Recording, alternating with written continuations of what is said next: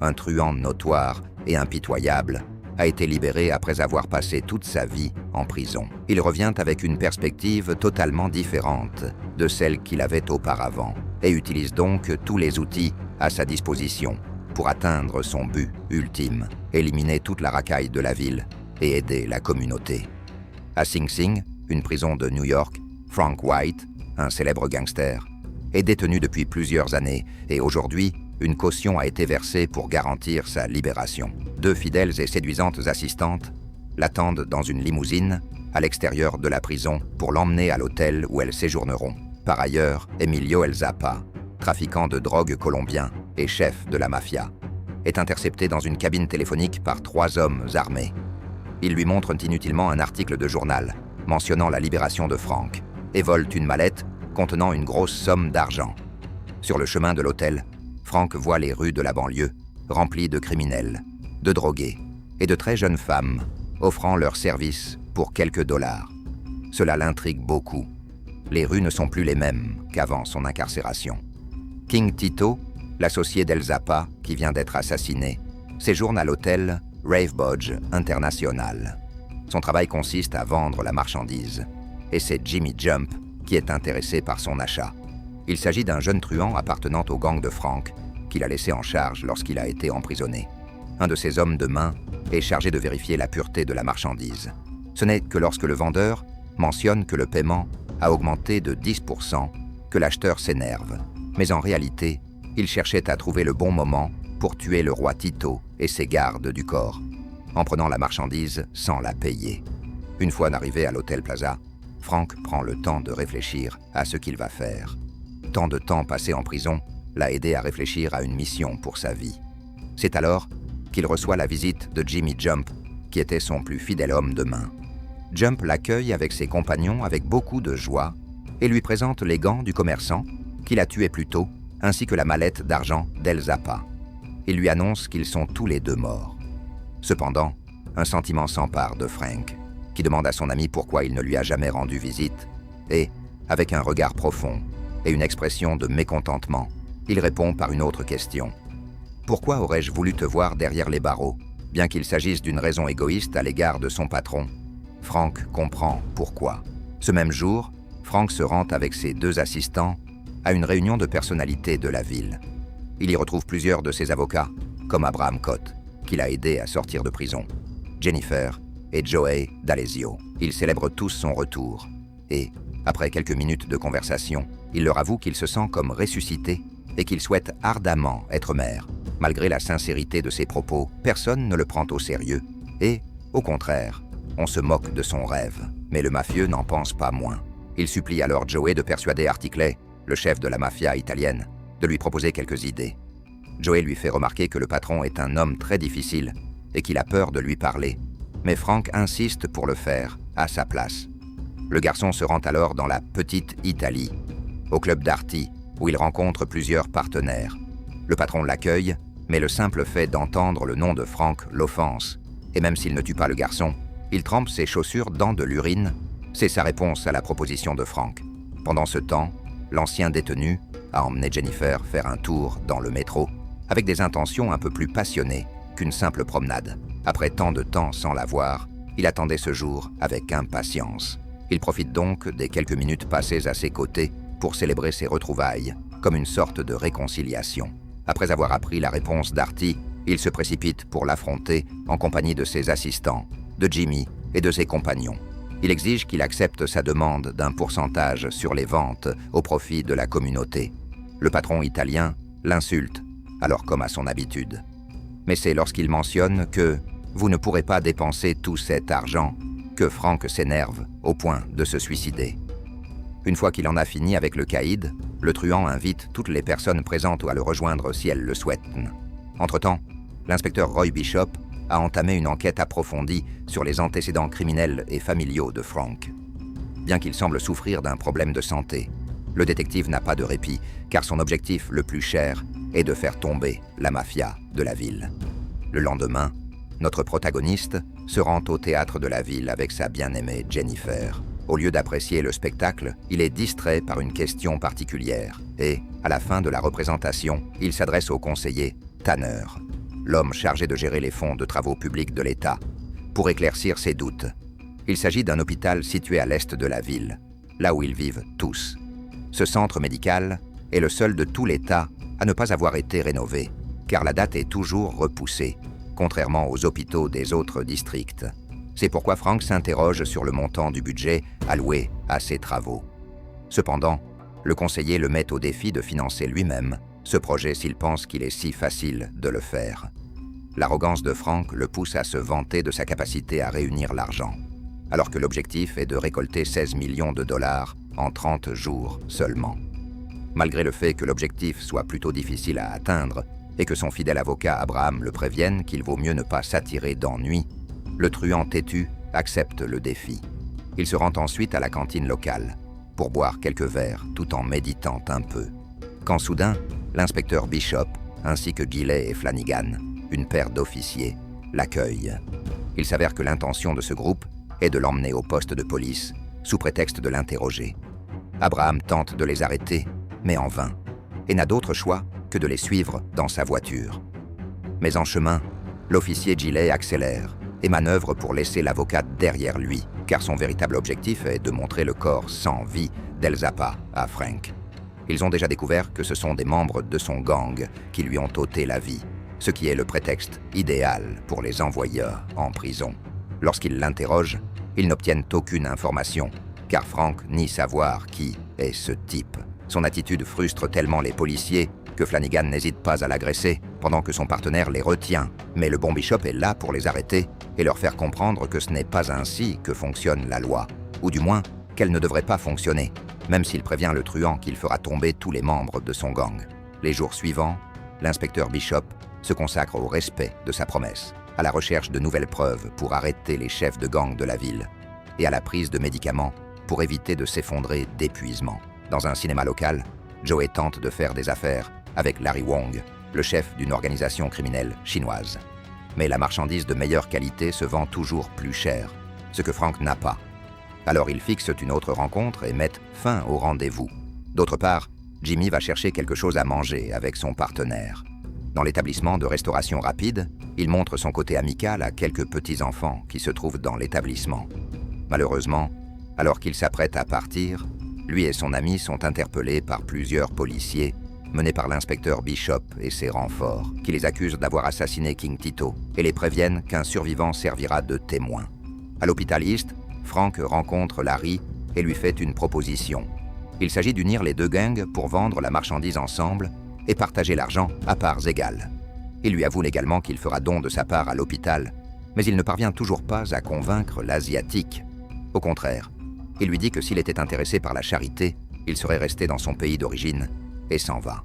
De retour à l'hôtel, Frank est informé de la capture de son ami et demande à sa chère avocate Jennifer de le faire libérer à tout prix. Bien qu'il s'agisse d'une tâche presque impossible, l'avocate y parvient et, le soir même, Jimmy est libéré. Une fois le gang au complet, il se dirige vers Chinatown, où se trouve le repère de Larry. Une confrontation féroce s'engage, au cours de laquelle les assistants utilisent des mitrailleuses pour couvrir leurs camarades. Le chef asiatique n'a d'autre choix que de fuir, effrayé, jusqu'à ce que Jimmy le surprenne et le pousse à avouer où il cache la marchandise. Dans un sombre entrepôt, il découvre des milliers de tonnes de poudre blanche, transportant un grand nombre de barils remplis de cette substance. Ils repartent satisfaits, laissant en souvenir le corps de Larry, suspendu au plafond par les pieds. Le lendemain, dans une luxueuse salle des fêtes de la ville, ils célèbrent la reconstruction de l'hôpital de l'Est. La communauté a donc organisé cette fête pour remercier les secteurs publics et privés de l'administration, montrant ainsi que Frank a partagé la vedette avec le conseiller. Tout le monde sait pourtant qui est à l'origine du projet. D'autre part, le détective et ses agents sont surpris de voir aux informations que le nouveau héros de la ville est cet impitoyable mafieux. Le journal télévisé le surnomme le roi de New York. C'est l'officier Gilley qui est le plus indigné, se demandant comment les criminels se moquent de la loi, s'en tirant avec leur punition, et concluant que tout ce qu'ils font en tant qu'autorité est de perdre du temps à chercher des preuves et des témoins. Tous leurs efforts sont vains, alors qu'ils mettent leur vie en danger pour arrêter des criminels qui finissent par être libérés. Il propose donc à son supérieur, l'inspecteur Bishop, d'éliminer Frank une fois pour toutes et de faire passer le crime pour un règlement de compte entre gangs. L'inspecteur n'est pas d'accord, car ce n'est pas ainsi que fonctionne la loi. En tant qu'autorité, il ne peut pas éliminer les méchants. Il doit simplement les envoyer en prison, c'est son travail. Mais l'homme aux cheveux roux n'est pas de cet avis, ce qui l'amène à considérer son supérieur comme un obstacle à l'accomplissement de sa mission de protection de la ville et de ses habitants. La célébration de l'objectif atteint par Frank se poursuit dans une boîte de nuit, où les membres des gangs consomment leurs substances préférées, tandis que d'autres partagent la nuit avec de séduisantes jeunes femmes. Le roi de New York danse avec son avocate bien-aimée lorsqu'il décide de l'emmener sur un balcon pour lui parler de tout le temps qu'il a perdu et de son désir de vivre une année de plus pour faire quelque chose de bien pour les autres, exprimant qu'il se doute qu'il est sur le point de mourir.